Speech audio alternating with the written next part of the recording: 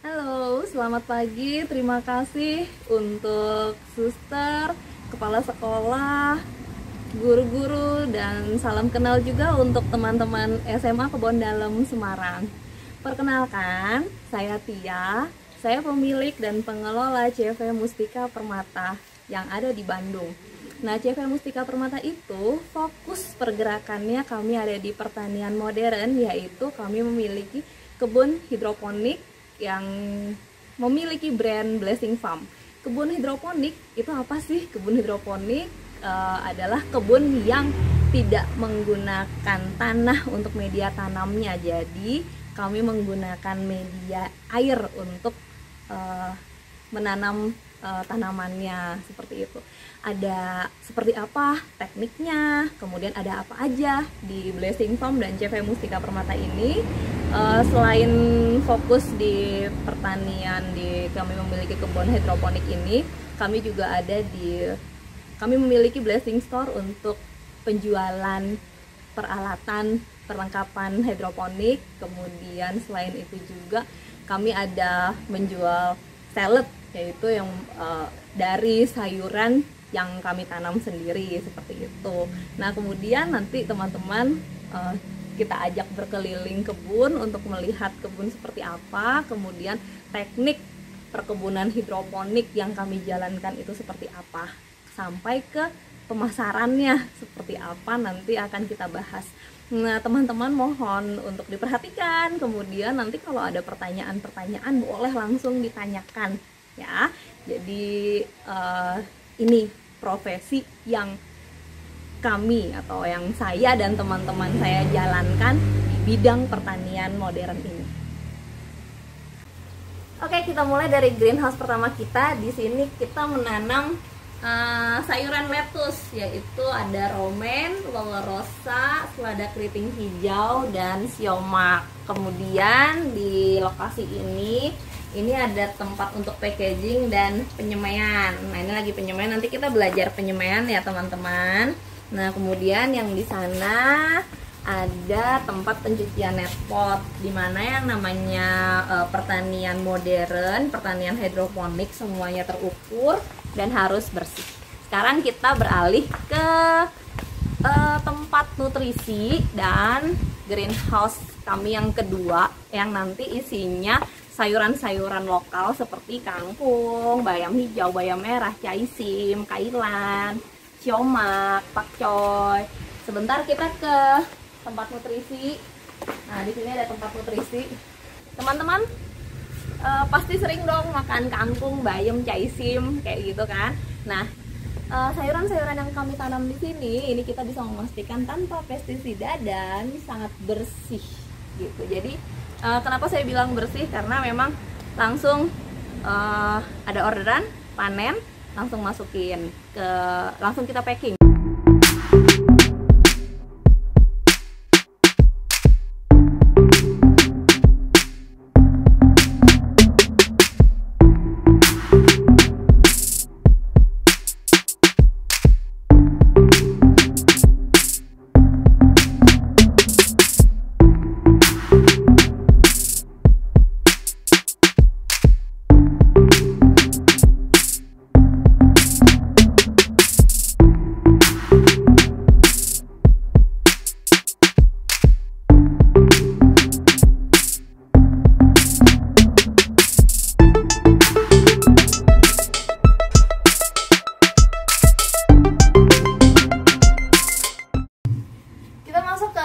Kedua ya teman-teman, untuk bertanam hidroponik.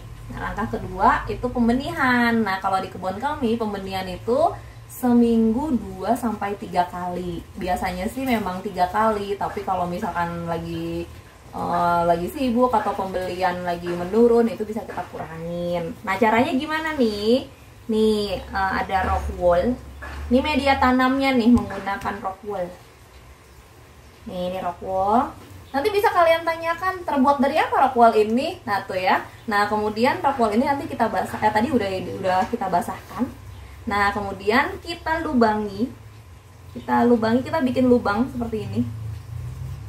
Ya. Di masing-masing kotaknya kita lubangi. Setelah kita lubangi, Ini benih, saya sedang nanam benih, saya sedang semai benih Invicta. Invicta itu selada keriting hijau dari Rich One. Kita ambil menggunakan pinset, benihnya kita taruh di mangkok kecil aja, piring kecil aja, satu-satu kita tanamnya satu-satu. Astaga, ini banyak banget ya, capek banget ya. Kalau misalkan bakinya sebanyak yang tadi itu beneran bisa sampai 3-4 jam kita penyemaian, kita nanamnya. Tapi itu teman-teman, kita semainya duduk kayak gini, jadi bersih nih, mejanya bersih, jadi kita nggak main kotor-kotoran. Itulah petani modern. Oh iya teman-teman, satu lagi, saya tadi lupa jelasinnya. Ini dia. Nah, jangan lupa dikasih label tanggal biar kita tahu kita semai di hari atau di tanggal berapa. Karena ini penting banget untuk kita pindah tanam. Nanti langkah selanjutnya kita akan pindah tanam ya. Oke. Jadi jangan lupa label tanggal. Oke, udah selesai. Saya pembenihannya udah selesai, satu baki. Ini selanjutnya kita simpan di tempat yang gelap atau tidak terkena sinar matahari. Ya, nggak usah gelap-gelap amat, maksudnya nggak usah disembunyikan di dalam lemari atau di bawah kasur, nggak usah. Taruh aja di sini, kan dia nggak kena sinar matahari, aman. Terus selanjutnya nanti nunggu dia pecah, sprout, pecah biji, nanti kita akan kenalkan dia ke sinar matahari untuk langkah selanjutnya. Oke teman-teman, selanjutnya tadi setelah penyemaian, kemudian kita simpan di tempat gelap selama 1 hari sampai 2 hari. Nah, 2 hari itu khusus untuk yang lettuce yang punya coating ya. Jadi 1 hari itu untuk mecah coating, 1 hari berikutnya untuk sprout dianya. Nah, terus sekarang ini udah nih labelnya, label tanggal 16, ini udah yang hari keempat berarti. Jadi dari tempat gelap 1 hari atau 2 hari kita pindah ke tempat terang. Kita kenalkan ke cahaya matahari seperti itu.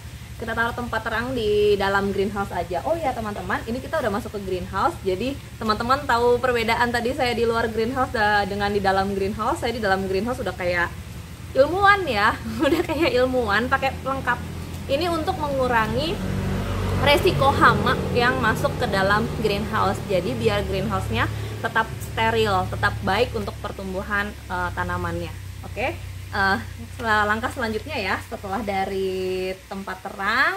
Nah, di sini kita simpan selama 7 hari. Kita diemin aja 7 hari. Tapi bukan didiemin gitu aja ya, tetap kita pantau.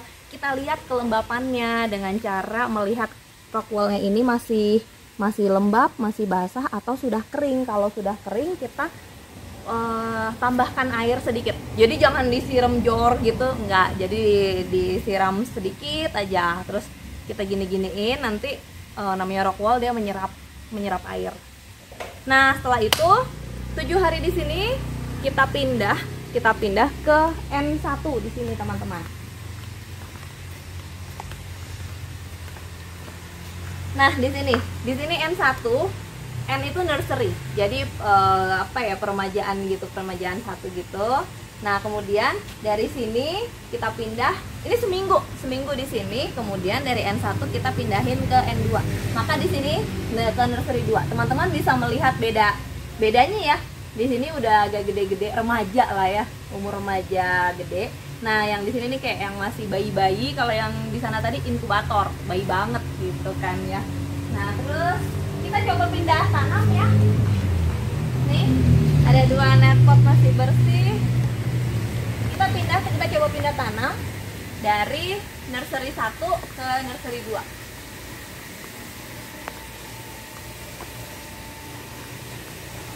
Sama seperti teman-temannya itu. Nah, ini udah cukup umur nih. Usia segini udah cukup umur. Nih, kita belah. Sebenarnya dia udah ada potongannya. Jadi kita tinggal nyoel. Nah, kayak gini. Kita masukin di sini. Nah, seperti itu. Nanti selanjutnya bisa dilanjutkan kayak gitu. Nah, kalau habis dari sini terus kemana lagi? Pindah tanam selanjutnya habis dari N2, kita bisa misal ini ya. Oh, yang gede. Nah, ini dia. Ini bisa kita pindahkan ke sini. Nah, bagian sini nih satu ginian nih, ini bagian produksi semuanya. Nah, di sini produksi kangkung ya, di sini produksi kangkung semuanya. Kita coba pindah tanam aja, misal ke sini. Seperti itu teman-teman. Nanti kalau habis selesai dari produksi, terus apa?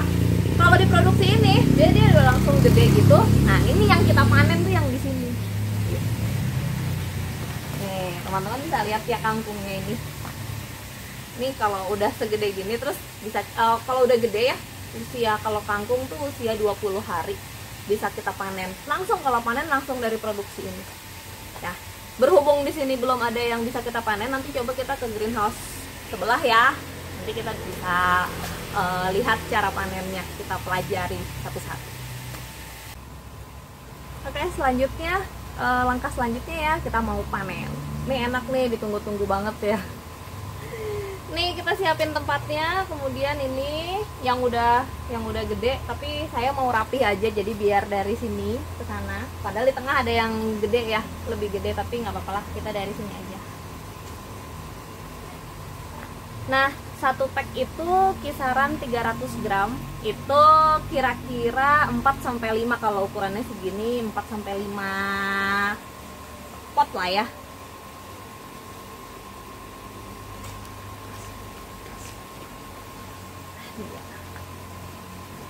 Ini akarnya, ini udah segede gini. Kita bawa 4 aja dulu lah ya. Yuk. Habis ini nanti kita mau timbang ke sana ke tempat packaging. Sekalian kita packaging ya. Yuk.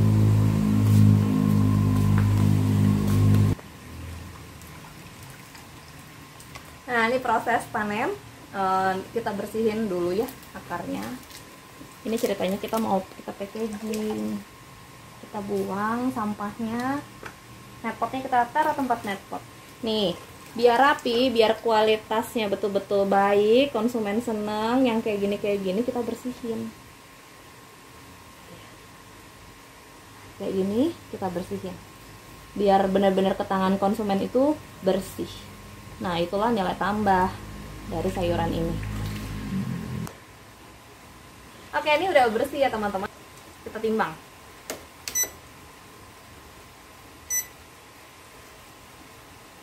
Ternyata 390. Tapi kalau saya kurangi jadi 3 batang cuma 290. Oke, nggak apa-apa. Jadi 390. Kita lihat harganya. Harganya di 13.500. Oke, selesai. Ini kita isolasi fresh. Nanti ini bisa langsung sampai ke tangan konsumen. Cantik-cantik kan dan sehat, segar tanpa pestisida. Sekarang tahapan yang tadi ya, melanjutin yang penjualan tadi. Yang kangkung kan udah kita ikat, kita package bagus, terus sampai ke tangan konsumen. Nah, sekarang target market apa sih dari Blessing Farm ini? Target market kita sebenarnya semua orang aja yang emang menginginkan hidup sehat. Karena di sini memang sayuran yang sehat. Nah, kemudian sebelum kita menentukan harga pasar kita riset market dulu. Kita ke swalayan terdekat sini, itu kita lihat berapa harganya, terus nanti kita ikutin. Nah, sebelumnya juga kita menghitung cost produksi yang kita keluarkan. Nanti kita compare nih harga di supermarket, kemudian harga produksi, kemudian kita bisa menjual di harga berapa. Seperti itu. Jadi penentuan target market jelas, riset market untuk penentuan harga itu jelas. Internnya kita juga menghitung cost produksi, itu juga wajib. Seperti itu. Nah, kemudian penjualan kita kemana aja? Kita karena target market kita itu semua orang, baik itu menengah ke atas ataupun ke bawah, itu biasa kita emang langsung end user, jadi ke konsumen langsung bisa, atau kita juga sudah ada reseller, ada 8-10 orang reseller yang memang rutin mengambil sayur ke kita. Ada yang seminggu sekali, ada yang seminggu 2 kali pengambilan. Nah, yang membedakan reseller dengan penjualan individu, penjualan perorangan itu di harga. Kalau misalnya penjualan individu, biasa orang kan hanya 1 pack, 2 pack gitu dan tidak rutin ya. Tapi kalau reseller itu sudah ada jadwalnya, rutin. Harga juga pasti berbeda. Dia harganya pasti lebih rendah daripada harga end user, harga individu. Tetapi di sini kita mutualisme, simbiosis mutualisme. Jadi kami membutuhkan reseller, reseller juga membutuhkan kami. Nah, seperti itu untuk masalah penjualan. Untuk masalah produksi tadi juga sudah dijelaskan. Bagi teman-teman yang memang belum jelas, kemudian ada yang masih ditanyakan lebih dalam masalah produksi, nanti bisa teman-teman tanyakan, nanti bisa dijelaskan oleh tenaga ahlinya Blessing Farm seperti itu. Untuk masalah penjualan nanti juga bisa ditanyakan, semoga juga bisa kami jawab seperti itu. Teman-teman, terima kasih banyak. Itu sedikit profesi yang saya dan teman-teman saya lakukan, kami jalankan bersama untuk CV Mustika Permata ini. Terima kasih.